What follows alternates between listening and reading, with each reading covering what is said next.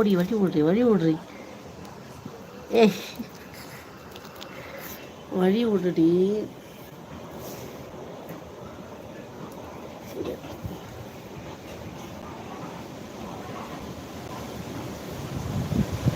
காற்று சத்தம் கேட்குதா?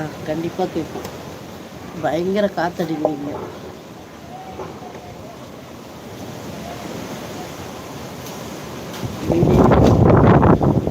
ஏய் பட்டு கேமரா மூந்து பார்த்துருப்போம்.